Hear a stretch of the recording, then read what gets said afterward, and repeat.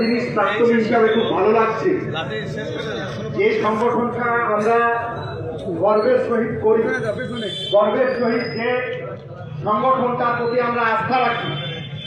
দেখবেন মানুষ যখন বিপদে পড়েছে, সাধারণ গরিব খেটে খাওয়া মেহনতি মানুষের বিপদে যখনই দেখবেন পড়েছে, তখন সাদা পতাকার উপরে লাল তারাওয়ালা এই ডিআইএফআই মানুষের পাশে দাঁড়িয়ে, রাস্তায় দাঁড়িয়ে আন্দোলন সংগঠিত অতীত দিনে যতবার করেছে, এখনো একই রকম ভাবে করছে বলে এই সংগঠনের প্রতি আস্থা রাখি।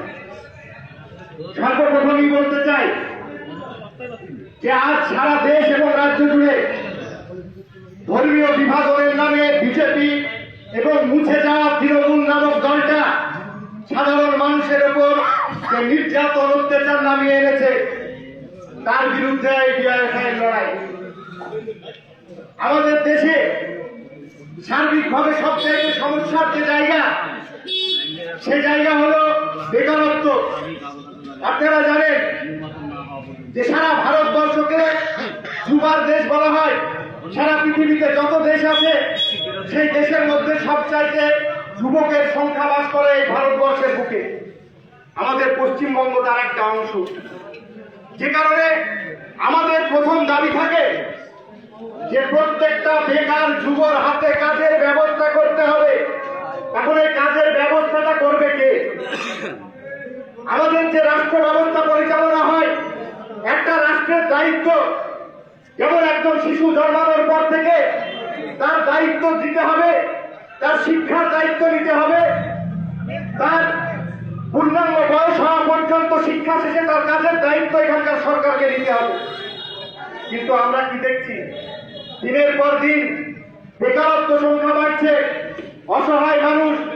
আপনারা জানেন যে আমাদের এই জঙ্গল এলাকার, গরিব এলাকার মানুষ বেশিরভাগই আপনার বিদেশে, অন্যান্য রাজ্যে কর্মসূত্রে চলে যেতে হচ্ছে।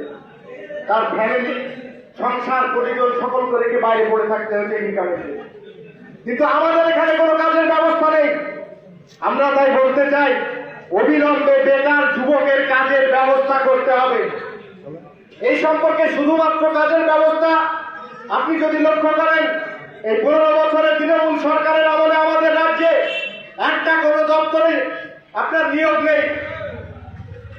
একবার এসএসসি টেট পরীক্ষা হওয়ার মধ্য দিয়ে নিয়োগ করার চেষ্টা করলেন, তাতেও লাখ লাখ কোটি টাকা দুর্নীতি করে আপনারা জানেন যে এখানকার শিক্ষামন্ত্রী জেল খেটেছে।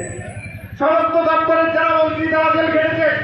তাই আমরা বলতে চাই যে অবিলম্বে যে সমস্ত সরকারি অফিসে শূন্য পদ আছে, সেই শূন্য পদ অবিলম্বে পূরণ করতে হবে এবং তার সঙ্গে সঙ্গে আমাদের বেকার যুবরা কাজ পাবে এবং তার পরিবার পরিজনকে খাদ্যের ব্যবস্থা করতে পারবে, নিরাপত্তা দিতে পারবে অর্থনৈতিকভাবে।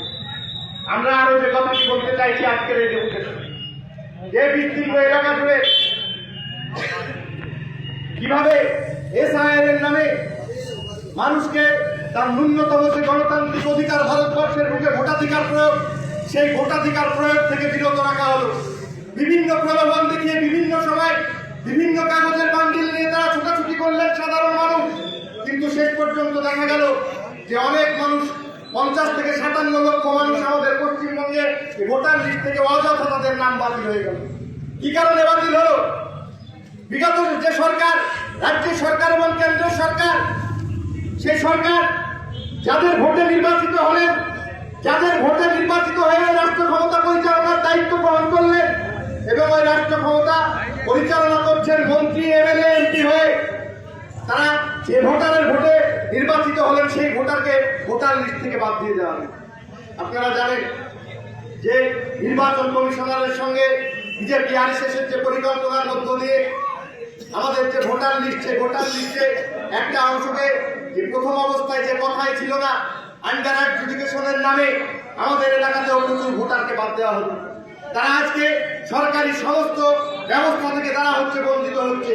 আপনারা জানেন যে এই 2-1 দিন আগে রেশন ডিলারদের মধ্য দিয়ে বলা হয়েছে যে যাদের এই আন্ডার অ্যাডজুডিকেশনের নাম আছে, ট্রাইব্যুনাল ঘোষণা করা হয়েছে, এখনো পর্যন্ত 2-3 মাস অতিবাহিত হতে চলল, তারা আদৌ তাদের কি অবস্থানে আছে এখন পর্যন্ত প্রশাসনের তরফ থেকে কিছুই জানানো হলো না। তাই আমরা বিডিও সাহেবের কাছে বলতে চাই, অবিলম্বে ট্রাইব্যুনালের ব্যবস্থা করে তাদের নির্দিষ্টভাবে এর নিষ্পত্তি করতে হবে।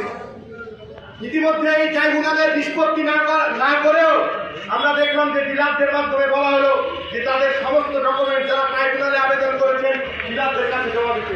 তাদের সরকারি যে ব্যবস্থা সেই ব্যবস্থায় রেশন থেকে শুরু করে ভাতা থেকে শুরু করে সমস্ত যে সরকারি প্রকল্প সেই প্রকল্প থেকে তাদেরকে বাদ দেওয়ার একটা পরিকল্পনা চলছে। তাহলে আপনি বাদ দিতে পারেন, কিন্তু আপনার যে ট্রাইব্যুনালের অ্যাডজুডিকেশনে যারা আছে তাদের কি নিষ্পত্তি হলো, তারা আদতে এখানকার ভোটার থাকলো না থাকলো না এইটুকু পর্যন্ত সাধারণ মানুষ জানতে পারছে।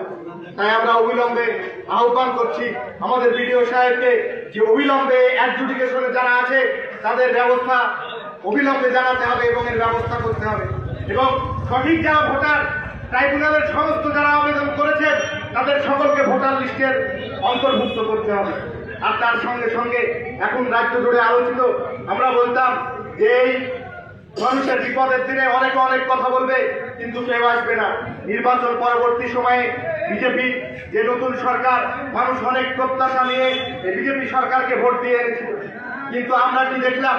প্রথমে এই বিজেপি সরকার প্রতিষ্ঠিত হওয়ার পর প্রথম আক্রমণটা নেমে আসলো সাম্প্রদায়িকতার ছোঁয়া দিয়ে, প্রথম আক্রমণটা নেমে আসলো মাইনরিটি মানুষদের উপর।